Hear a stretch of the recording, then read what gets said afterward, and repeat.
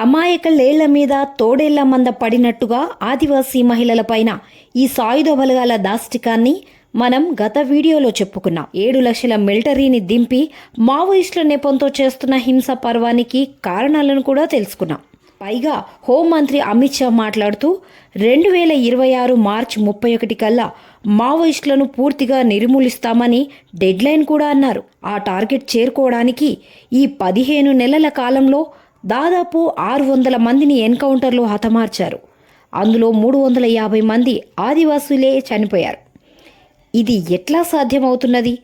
ఇందుకు Israel, America యుద్ధ సాంకేతికతకు, ఆయుధాలకు, డ్రోన్లకు, హెలికాప్టర్లకు, బాంబులు, రాకెట్ లాంచర్లకు, సైనిక శిక్షణకు విపరీతమైన ప్రజల సొమ్మును ఖర్చు చేసి ప్రయోగిస్తున్నారు.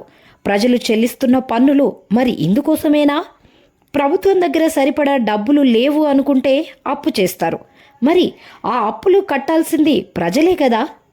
ఆదివాసీలు నాగరిక సమాజానికి దూరంగా అడవుల్లో కానీ, అడవులకు దగ్గరలో కానీ నివసిస్తున్నారు. మరి వాళ్లకు విద్య, ఆరోగ్యం, వ్యవసాయ పద్ధతులు, ఉపాధి క్రమంగా అందించడం ఒక పద్ధతి కదా. ఇందుకోసం సాంకేతిక పరిజ్ఞానం ఆదివాసీ ప్రజల అభివృద్ధి కోసం ఉపయోగించాలి. కానీ దండకారణ్యంలో స్కూల్ బిల్డింగులు సరిగ్గా ఉండవు. విద్యార్థుల నమోదు ఉంటాయి కానీ టీచర్లు మాత్రం ఉండరు. మధ్యాహ్న భోజనం రికార్డులు ఉంటాయి కానీ భోజనం ఉండదు. అధికార యంత్రాంగం కానీ ప్రభుత్వం కానీ వీటిని పట్టించుకోవు. ఇక 6 లక్షల జనాభాకు కేవలం 45 మంది డాక్టర్లు మాత్రమే ఉన్నారు. అవి కూడా రికార్డుల్లో మాత్రమే ఉంటాయి. టీచర్లే పనిచేయడం చాలా కష్టంగా ఉందంటే ఇక డాక్టర్ల గురించి ఆలోచించే అక్కర్లేదు. ఇక గ్రౌండ్ రిపోర్ట్లో పోషకాహార లోపం వల్ల బరువు తక్కువ పిల్లలు, మహిళలు ఎక్కువగా ఉంటారు. రక్తహీనత, ప్రసూతి మరణాల అధిక రేటు, నవజాత శిశువుల మరణాలు లాంటి సమస్యలు చాలా ఎక్కువగానే ఉన్నాయి. ఇంకా వ్యవసాయం సాగు చేయడంలో వెనుకబాటుతనం ఉంది. వ్యవసాయానికి, తాగడానికి నీటి సౌకర్యం కోసం సరి అయిన ప్రణాళికనే లేదు. వీరికి ఇప్పసారా మంచినీళ్లలాగా తాగుతారు. సంస్కృతి, సాంప్రదాయాలు ఇంకా ఆదిమ కాలం నాటివే. ఆర్టికల్ 21 ప్రకారం అన్ని సౌకర్యాలతో జీవించే హక్కులు వీరికి ఉన్నాయి. ఇంకా 5వ షెడ్యూల్కు సంబంధించిన హక్కులు కూడా వీరికి ఉన్నాయి. కానీ అవి కాగితాలకే పరిమితం. మరి వీటిని అమలుపరచడానికి మోదీ, అమిత్ షా ప్రభుత్వం డెడ్లైన్ ఎందుకు పెట్టుకోవడం లేదు? కార్పొరేట్ అభివృద్ధి, నమూనా విస్థాపన, పర్యావరణ విధ్వంసం వల్ల ఛత్తీస్గఢ్కే కాదు దేశం మొత్తానికి ప్రమాదమని అక్కడి ఆదివాసీలు భావిస్తున్నారు. చెట్లను నరికివేస్తే వాతావరణం వేడెక్కుతుందని, వర్షాలు పడవనే విషయం మనకు తెలుసు.